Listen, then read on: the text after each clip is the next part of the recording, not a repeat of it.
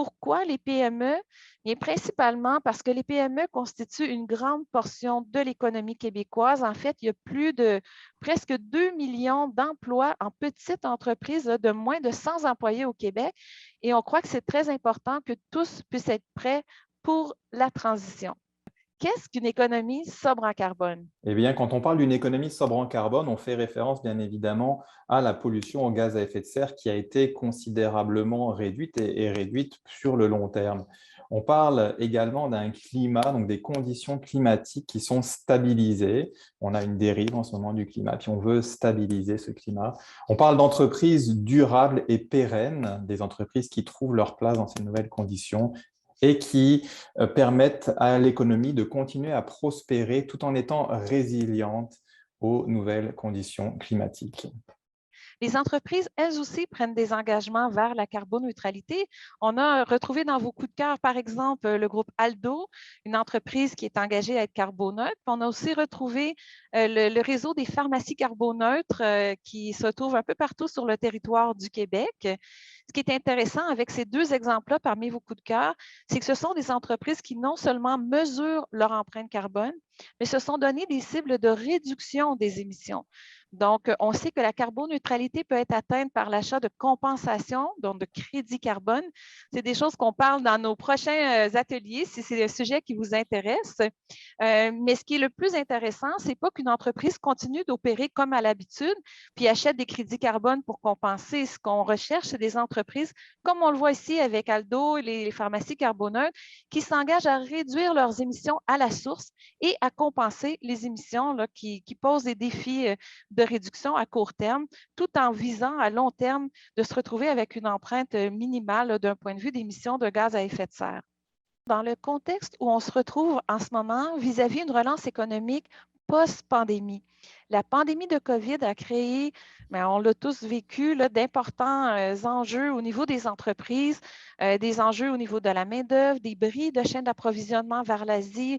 On tente de se réapprovisionner autrement et en ce moment, on essaie de faire une relance post-pandémie, où on a des gens qui disent, mais on veut revenir comme avant, et d'autres personnes qui disent, mais ce ne sera pas possible avec le plus récent rapport du GIEC, comme Pascal vient de le mentionner. On réalise de plus en plus qu'en dépassant constamment les limites planétaires, ce sera insoutenable.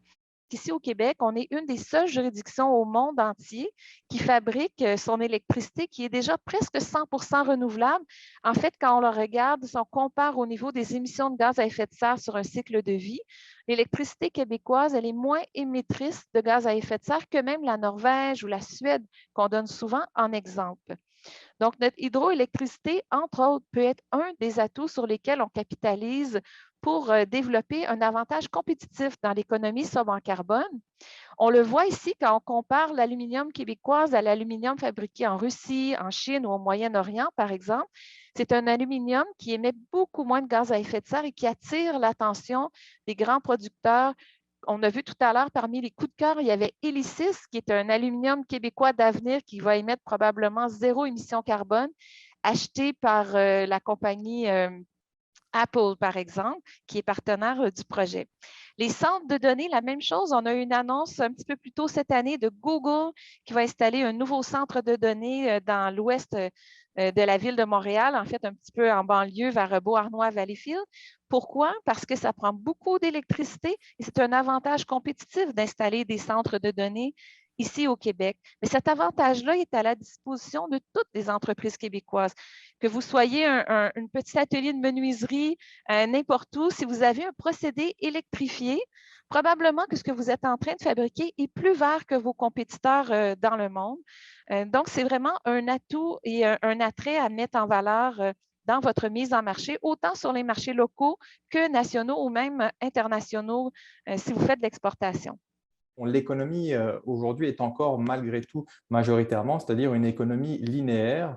Et cette transition vise à transformer cette économie linéaire qui va extraire d'un côté les matières premières, les transformer, en faire des produits qui sont utilisés puis qui finissent derrière en déchets, en quelque sorte une économie plus circulaire où on va réduire la pression à l'extraction de matériaux et trouver toutes sortes de façons de minimiser les déchets dans toute la phase de vie des produits, voire à réutiliser les ressources, recycler, augmenter la durée de vie. Donc, il y a vraiment une harmonie entre cette démarche de réduction des émissions de gaz à effet de serre et l'économie circulaire, comme par exemple à travers les symbioses industrielles dont de nombreuses PME font déjà partie au Québec.